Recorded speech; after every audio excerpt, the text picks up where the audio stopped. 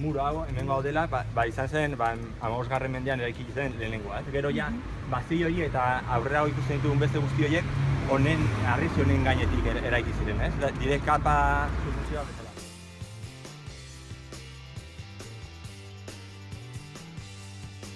Bastoiaren angelu hau, hemen dagona, eta hemen dago San Nikolas atea eta zubia, ez? Zubia gutxi gora bera dago berreraikia, baina, bueno, ez dekan itxura hau, ez? Ezen ez dare lagua, azte zen hortik, osegon puente lebadizo bat, eta egurrezko egitura zen elementu batekin pasatzen zen horko errebellinera, ez? Hemen ikusten den.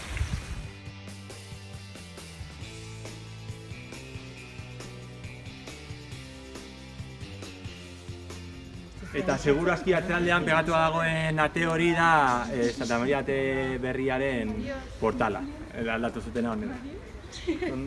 Eta hor dago San Nikolas ate berriaren.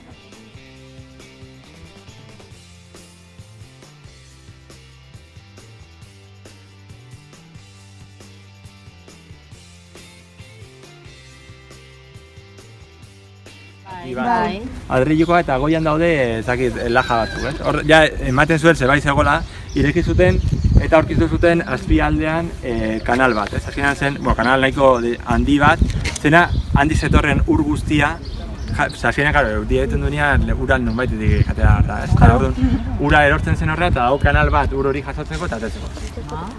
Dago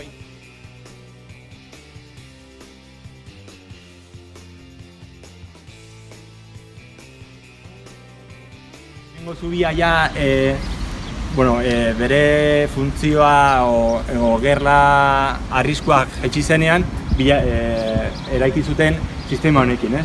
Kendu zuten egurrezko zubia eta eraiki zuten holako bi murruko pasadizo hau. Hiriak zituen bi sarrera nagusienetariko bat da, zubi bat, kapera bat eta zaindari gorputzak zeuden. Gaur egun bakarrik argazkian ikusten dugun arkua dago.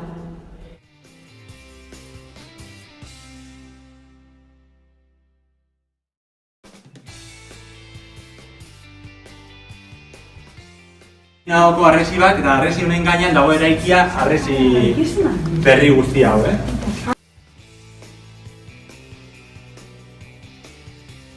Hau, orain dago bajugo, igual leheno zegoen muru horien altuera gutxi gara, igual 4-5 metro altuko, Eta hor din, kentzen bat dizute etxe guzti hauek kontrolatzen da kanpina guztia, kanpina.